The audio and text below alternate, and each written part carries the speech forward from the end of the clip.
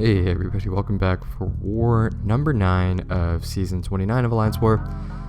Hitting the home stretch here. I'm fighting for the Alliance SAS, and for this war we are matched up against KenOB.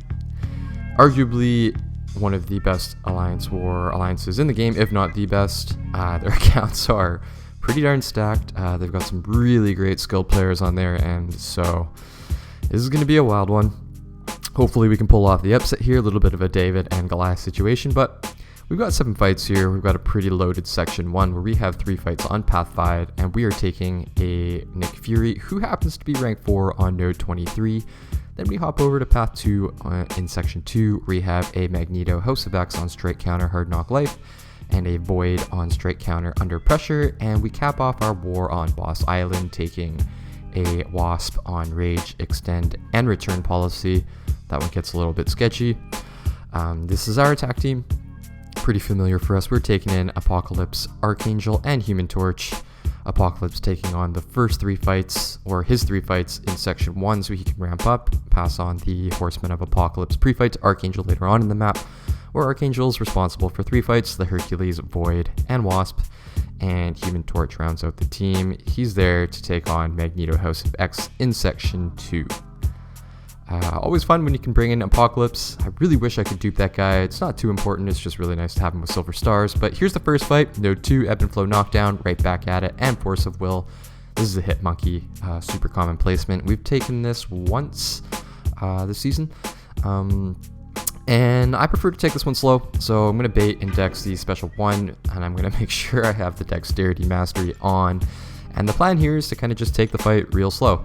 We're going to tank the fight time right into the trash, and the plan is to get him to a low enough health point so we can knock him down with our heavy and then finish him off with the SP3. That way we don't have to worry about right back at it, as well as just all of the stuff that makes Hitmonkey an annoying defender after knocking him down. So there's that first special 1. It's good to know that we have Dex on, and struggling a little bit to nail my parries just off that first hit, but I want to try and get this guy cornered, just get control over the map here, get control over spacing. But as you can see, Hitmonkey's got a pretty low health pool to begin with, so just going right through the Ebb and Flow knockdown protection, it's not that big of a deal. It is a longer fight for sure. Hitmonkey pretty much fights with a virtual 170, 180,000 health pool when you play it like this. But to me, this is just the safest. I don't want to have him randomly evade out of my combo and then just crit me to death. I do have double edge on. This is just something I prefer especially when I have Nick Fury later on the map, just so I can gain bleed immunity. And also a +2 just sticking with the special 3s. I don't have to eat a lot of recoil damage. Apocalypse has a pretty thick health pool, which is awesome, but on the minus side is it just takes that many more potions to heal him up. And as you can see, I've already taken a decent amount of chip damage, and I'm going to take a combo right here. I dash back, he continues his combo and crits me twice, so that takes off a good chunk of our health, but we're still sitting at 60. We still have control over the map here. We have him against the wall, so no need to panic. Just a little bit of a slip up there that's going to cost us a bunch of potions, but still same rhythm of the fight. Get our combos in, push him over a bar of power. Bait and dex the special 1. I'm not going to punish it. I know you can punish it if you're sharp and you can react right away, but just the odds of getting parried.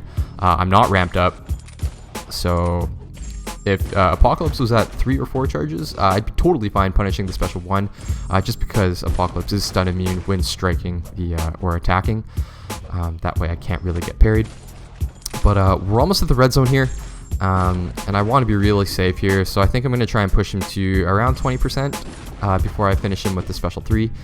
So just a little bit to go, just a few more special 1s to bait, a few more special 1s to dex, and this fight's going okay, other than the fight time being pretty long and then us taking a bunch of chip damage plus that little 3-hit combo earlier. This fight's going okay, and I think we're getting close to that point where I'm just going to fire off my heavy, knock him down, make sure that protection is removed. It'll probably be after this special 1 here. So I'm just backing off, making sure he fires it, and then hopefully I nail a parry here. Heavy, knock him down, make sure that protection's off, it is, and then fire off my special 3. So this should be enough to kill him. pretty long fight for sure, especially considering it's a hit monkey with one of the lowest health pools in the game, but most important to me is getting away with all 3 attack bonuses, and for me this eliminates most of the risk of the matchup, even if it is somewhat straightforward. So first fight down, moving on. Gonna have to eat a bunch of potions to heal this guy up because we are taking Mordo after this fight. This is Note 11, Ebb and Flow Knockdown, Heavy Hitter, Archangel versus Hercules. So I think the potential trap here, if you're not prepared, is just knowing that Hercules goes stun immune after you knock him down, depending on how many feats he has. So after that first parry, I'm gonna have to reparry him, and since he's got Heavy Hitter, I gotta remember not to punish his heavies. So you never know with the AI, sometimes, especially against Heavy Hitter, you can try and reparry, but they just won't throw their second light. They'll just throw their medium, then throw their heavy, and then sometimes you get cornered that way. But huge start off that first parry. We get 4 bleeds, we nail our first reparry, and then this fight's over. So a lot of the worries I had about this matchup were gone within the first 2 parries, which is always awesome to see. And as you can see, we're kind of just snowballing the fight. He's got 6 neurotoxins on him. We've got 5 heavies. I'm just going to finish it off with a special. And so yeah, that was cool. I was a little bit worried, just haven't fought Hercules in war, and kind of just thinking through the why Hercules was placed there. So always good to get through that one. We are moving on to, this is a Mordo, Node 19, Steady Build-Up, Fury, Heavy Hitter, and Power Alternator. This is Apocalypse versus Mordo. I have a guidance boost from Magneto House of X. Inkar War Planner, he was trailing me. He was able to drop off the guidance boost. So the plan for me is to, I think I use a combat regen boost here. Yeah, there we go, perfect. And I think the idea was just to get to my special 2 before that first power alternator window kind of steals my power, just to get some damage in. And then we have a bunch of those in the overflow as well, so may as well make use of them. And I'm trying to keep in mind, see if I can time my specials with the power gain timer that Mordo has, and then also just keeping an eye on the AI, because once he hits that power gain, he gets really passive.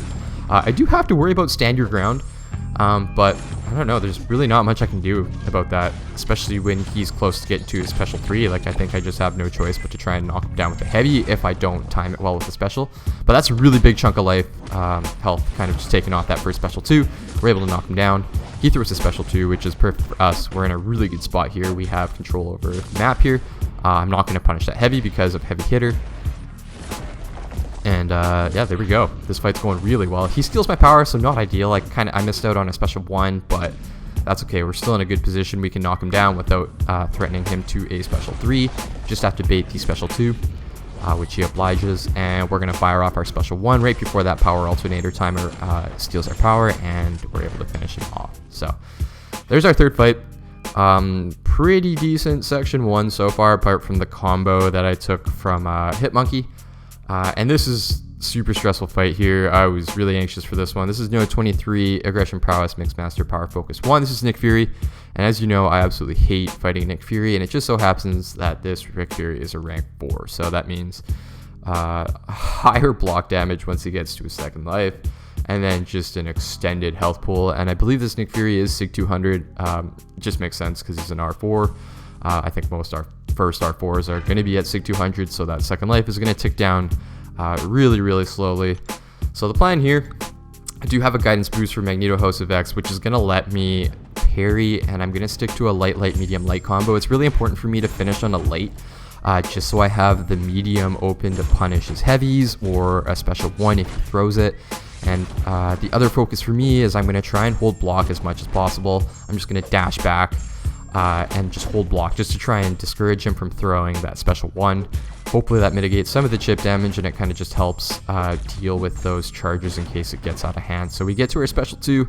I'm going to try and push him a little bit more before I throw it, but I also do have to make sure I keep the aggression prowess charges in mind. I don't want that chip damage to get too much, knowing that every single health point is going to matter once the LMD is turned off. So at this point, I'm just trying to turtle up, see if I can push him to the special 2, and I mess up there. I should have taken that a lot slower and turtled up. He throws a special 1.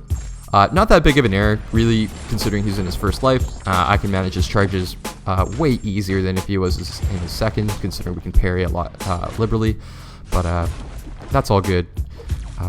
Our health pool is looking okay. We're at 87% health. We are kind of chipping away at the last quarter of his LMD before the real fight begins. We've done a good job so far of managing the prowess stacks as well as managing Mixmaster. And that's a well-timed special 2. I believe that knocks him into his second form. So not ideal that he's holding on to the special 1 here. I would have loved to have him at a special 2. But I am going to take a look at the chip damage, and you can see the block damage is starting to add up. But I should be able to get to his special 2 here. And this is where I start kind of losing track of what my combo was. So as you can see there, I finished with a medium, light, medium. We're fortunate enough that he backs off, that I can block hit him to his special 2. But I found it really hard to manage medium light combos versus medium light medium combos. And in hindsight, I should have stuck to just medium lights. But I realized I was under pressure and I was just trying to finish the fight. So you can see there's a medium light medium combo. It doesn't really matter because I throw a special afterwards, which does a pretty good chunk of damage, and I just have to try and hold on here. But we're at 62% health, and that is a decent amount to work with. He throws a special 1. Thankfully, he's at enough charges where he doesn't go unblockable. That's a pretty clutch intercept there. I should have stuck to a medium light combo rather than a medium light medium. Just because of that right there, he's able to evade. And but thankfully, we get another opening. We fire off our special 1, and we get through that fight. So 47% health, and I think I played that fight pretty cleanly. So that chip damage is pretty significant. That's a really big health pool to kind of heal up later on. Thankfully, that's the last fight that we needed Apocalypse for. So we are moving on to section 2. This is No 31, straight counter, block penetration, and hard knock life. So the matchup here is Human Torch versus Magneto House of X. We are going to use our Flame on here. And the plan for me, I wanted to just play around the straight counter block penetration node just in case this fight went long. So the plan was to use a combat regen boost and just hold block the entire time and punish heavies or combo ending mediums. Just so I don't have to worry about hard knock life kind of messing up our defensive ability accuracy and then making Torch squishier than normal. So I make sure to throw my special 1 there just to manage the block penetration charges. So Magneto's at a special 1. I don't want to dex that. If he throws it, I'm just going to block that. But so I mess up there. I eat a heavy, which kind of works out for us though, because it pushes him to the special 2, and that's much easier for me to dex and punish. I just stay close, take that second block hit. That allows me to punish. So we throw our special 1 again, just to reset the straight counter charges, and we're in a really good spot here. Thought we played that fight pretty well. I don't think it's that difficult of a fight. It's just managing, mitigating the risk there. So we have 2 more fights here. We are moving on to Node 41. This should be a straight counter block penetration again, and under pressure. This is a void. We get to Horsemen of Apocalypse, our Archangel, so putting us in a really good position to stick early bleeds, early poisons, early neurotoxins. That's kind of the plan, just parry heavy, stick neuros, and hopefully we win. We do have to worry about under pressure a little bit, but thankfully Void doesn't really have too aggressive of an animation where I have to dash back twice in a row, and then also hopefully at that point we've done a good job of sticking Neuros, where we can hopefully bypass that with ability accuracy reduction. So there's 3 Neuros, good spot. I don't know why I delay my heavy there, but I'm late. That heavy whiffs, but our ability accuracy reduction prevents that, that first Petrify from being stuck on us. And we also have the combat regen boost from the last fight, so we are going to end this fight at a pretty healthy health pool. Thankfully we weren't punished for whipping that heavy. Setting us up for one last fight here. This is a node that we're pretty familiar with. We fought the Rage node quite a few times this season. So this is Wasp, and I've taken her in the past. We do have access to our Horseman Archangel.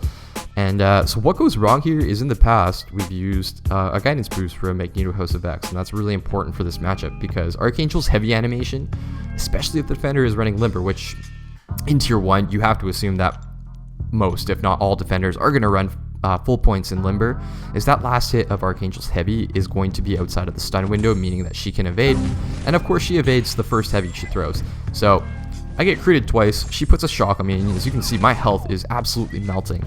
And at this point, I'm not sure what I'm supposed to do here. I could probably just parry medium light, but my health pool is already sinking to pretty much 20%. And there's only so much chip damage I can take. Not even 20, I'm at 16. And right here, I should have punished or baited her special 1 to reset the evade timer. But instead, she's at a special 2. And watch the chip damage here. Puts me down to 7 health, so there's not much I can do but hope that I can stick neurotoxins and hope that that prevents her evade, which it does. She's at 5. I only have so many parries and block hits to work with, so I'm just backing away, letting the neurotoxins kind of take the majority of her health. And I'm just hoping and praying that this is enough to finish her, and it is. So, reminder, if you're going to take this matchup, do it with a guidance boost just for that extended stun, just so you can avoid exactly what happened here. So, we got really lucky. We easily could have got KO'd there. It unfortunately wouldn't have made that much of a difference because KenOB, they ran right through us. This was 3:15.